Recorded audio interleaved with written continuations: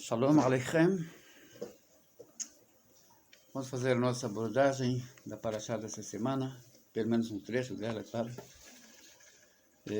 Parashá Yitro. Nessa Parashá nós recebemos a Torá, o outorga da Torá.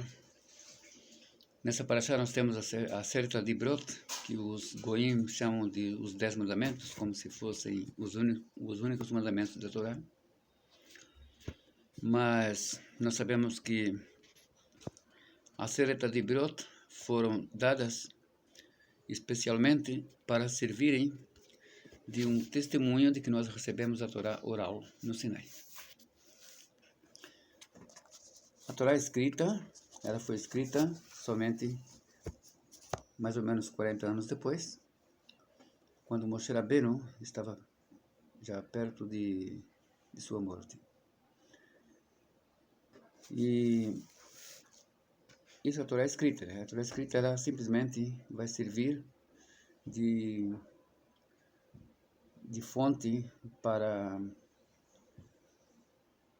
que quando o Sanedrin tiver que inovar algum mandamento, então eles vão recorrer a Pesukim e firmar-se nos Pesukim. Quer dizer, não é o Pasuk que vai fazer aquela lei vigorar, mas sim vai servir para memorização e para que se encontre uma base diretamente na Torá, através das 13 Midot.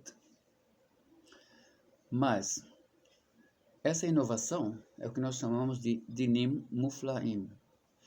Eu vou citar até um caso de inovação para que as pessoas não entendam que seriam casos de mandamentos inventados. Não é isso.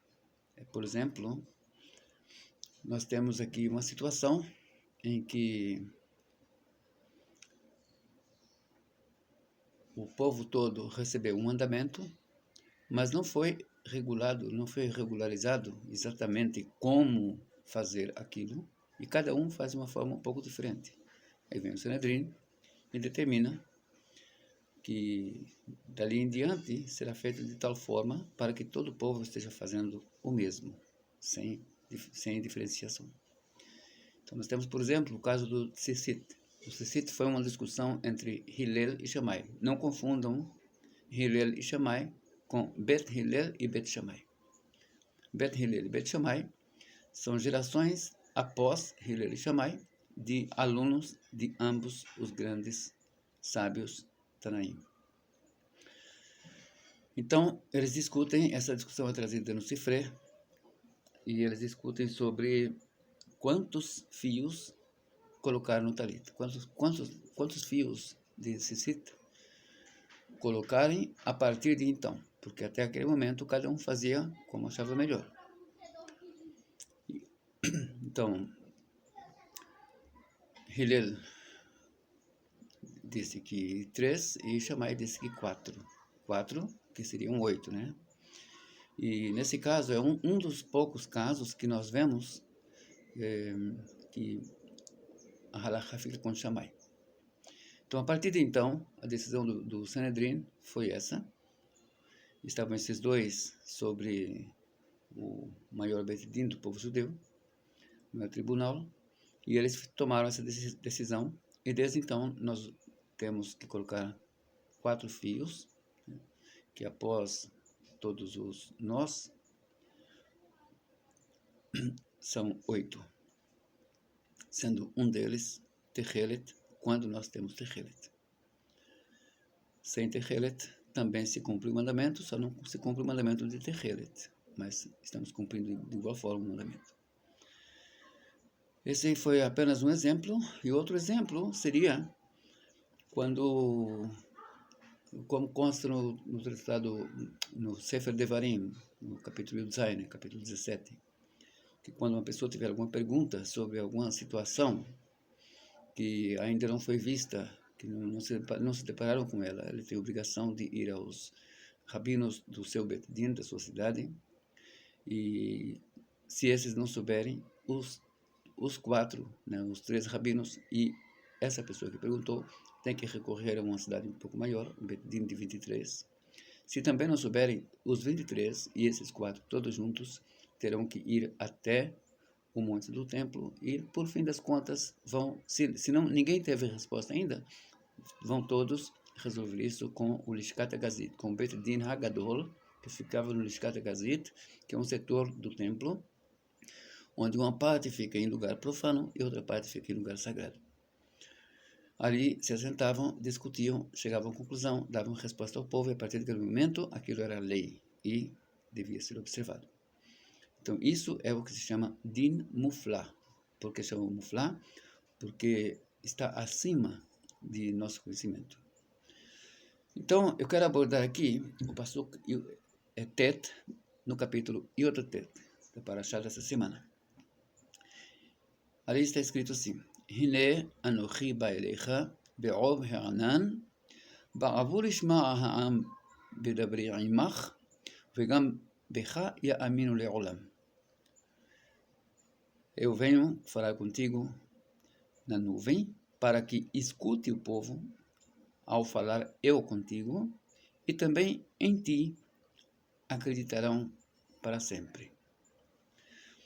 Moshe Rabbeinu não creram nele o povo de Israel por causa dos milagres que ele fez, que ele realizou. Porque a pessoa que acredita por causa de milagres, alguma coisa está errada com essa pessoa. Nós não acreditamos por causa de milagres, por causa de sinais, por causa de prodígios. Tanto que nós não podemos pedir sinais a profetas para que provem que é profeta. É uma coisa que é importante a pessoa saber. O judeu tem que saber isso. Senão, porque a pessoa que acredita por causa de sinais, por causa de prodígios, por causa de milagres, tem que levar em conta que existem feiticeiros, que existem pessoas enganosas, que existem encantadores, que existem esse tipo de pessoas que às vezes fazem algo, fazendo parecer que está ocorrendo algo sem que esteja. E aí entra uma questão muito interessante. E feitiçaria existe? Existe magia? Existem essas coisas? Não, na verdade, essas coisas não existem. Mas existe sim o poder do ser humano acreditar nisto. E o que acontece quando a pessoa acredita nisto? Ele dá força para aquilo. Ou seja, não é porque a magia funciona, não é porque a feitiçaria funciona, é porque a pessoa acredita. Ah, mas como é que acontece que a pessoa acredita, então vai fazer funcionar? Simples. Quando a pessoa acredita naquilo, ele está simplesmente admitindo que existe força além de Deus. Então, o que acontece? Nós temos uma frase na Gemara muito interessante que diz: se uma pessoa vem para se purificar, ele é ajudado pelos céus, é ajudado por Deus.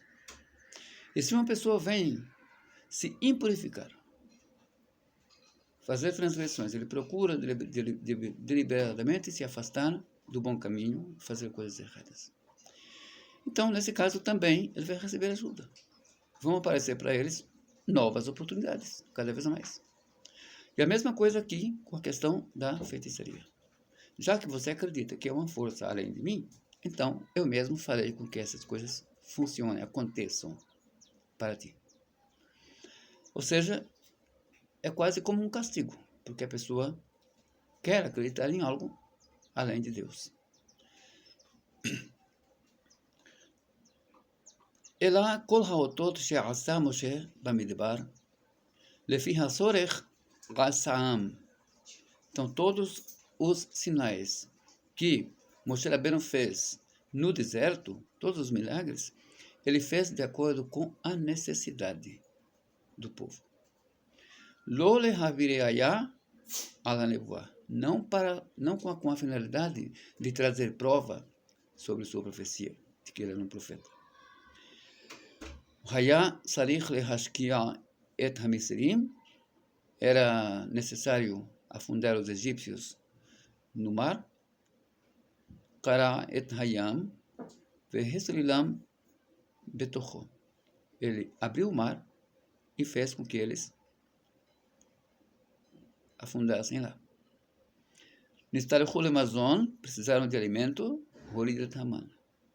Veio o maná, como traduziram em português.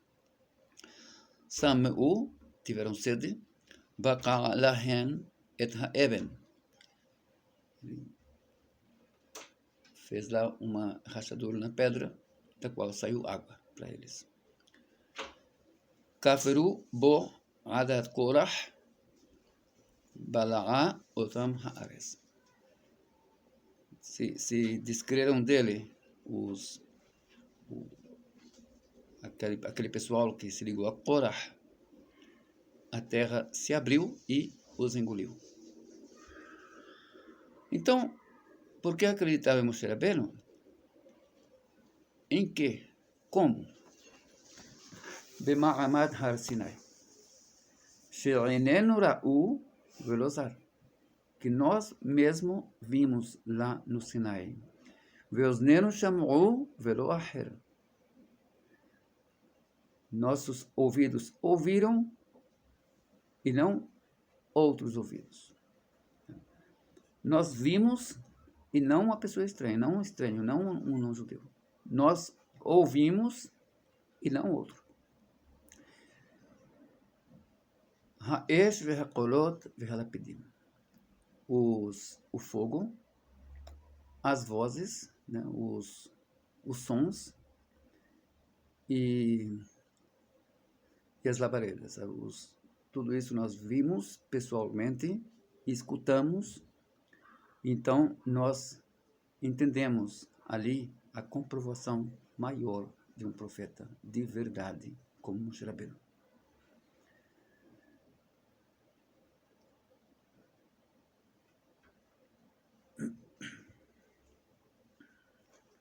ומניין שמעמד הר סיני לבדו היא הראיה לנבואתו שהיא אמת שאין בה דופי.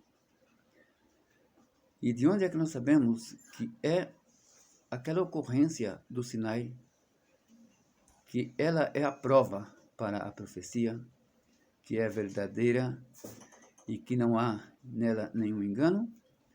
Porque está escrito: Hine anochi ba elecha be'ov ha'anan ba'avur ishma ha'am bedaber ya'imach vegam becha ya'aminu le'olam. Eis que eu venho a ti na nuvem para que o povo escute. Ao falar eu contigo, e também em ti acreditarão para sempre. Comprovar-se a profecia de Moshe Rabbeinu e o quanto ele era diferente tanto dos magos do Egito. Para quem não sabe, os magos do Egito, na verdade, eles não eram egípcios na origem deles. Eles eram arameus do povo de Soba, o povo que hoje é a região de Alepo, na Síria. Eles eram grandes magos. Diz-se que toda a sabedoria deles, todo o conhecimento que eles tinham, é pré-diluviana. E bom, no Egito eles fizeram um grande nome, porque o Egito é famoso até hoje pelo seu esoterismo. E no caso do Moshe Rabbeinu, não foi nada disso, senão profecia real. Pois bem, nós sabemos que o maior profeta foi Moshe Rabbeinu, então é importante saber mais algumas coisinhas sobre ele.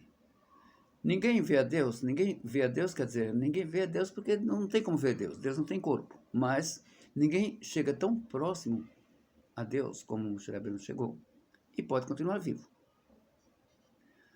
E então nós temos aqui o maior milagre da saída do Egito, que foi que Moshe Rabbeinu, quando desceu do monte, ele já não era um ser humano comum. Aliás, já podemos considerar que ele já não era um ser humano. É como se ele fosse apenas um espírito revestido em um corpo que já não tinha mais como se manter vivo. Mas ele continuou porque o povo precisava. Foi o maior milagre que Deus fez. Porque, na verdade, ele devia ter morrido lá no monte. Mas a questão aqui ele simplesmente não precisava mais se alimentar, não precisava mais beber, não precisava mais dormir, não precisava mais ir ao banheiro, não precisava mais nada. Nada das coisas que os seres humanos têm. Pode parecer um pouco estranho o que eu estou falando, mas se vocês observarem, e principalmente se lerem o comentário de Rebbe Yitzhak Abarbanel sobre aquele trecho lá onde Aharon e Miriam questionam Moshe Rabbeinu, eles dizem, nós também somos profetas. E aí muita gente entende que ali era um puro racismo. Por quê? Porque ele tomou para si uma mulher cuxita. Cuxita quer dizer escura. Agora, quantos judeus não tinham tomado para si mulheres escuras? Muitos, porque ali no Egito é o que mais tinha. Mas a questão não é a cor dela que importa. A questão é que ambos, Aaron e Miriam, se condoíam pela mulher. Por quê? Porque Moshe Rabbeinu já não mantinha há muito tempo relacionamento marital. E por que não fazia isso? Porque simplesmente ele já não era um ser humano, como eu acabei de citar. E como nós sabemos, como podemos comprovar isto? Veja uma sequência. HaKadosh Baruch Hu, ele chama os três a comparecerem ao Ohel Moed. Quando chegam lá, quem entra? Só Moshe Rabbeinu. Aharon e Miriam ficam fora. Por quê? Porque é proibido entrar se você teve relacionamento sexual, se você não está tahor, não está puro para poder adentrar o recinto. E o único que podia, aí foi Moshe Rabbeinu. E Moshe Rabbeinu, HaKadosh Baruch Hu, fala para eles, vocês são profetas, mas vocês pensam que vocês são como Moshe Rabbeinu? Moshe Rabbeinu está o tempo todo. Eu chamo na hora que quiser. De noite, de dia, de madrugada. E ele está pronto o tempo todo. Ele não precisa dizer que ele está almoçando. Ele não precisa dizer que ele está agora dormindo, que ele foi se acostar. É diferente de todo ser humano. Então, é importante que nós saibamos a grande diferença que há entre Moshe Rabbeinu, o resto da humanidade, entre Moshe Rabbeinu e os demais profetas. Desejo a todos Shabbat Shalom, Umevorach, muita alegria, muita harmonia, muita paz.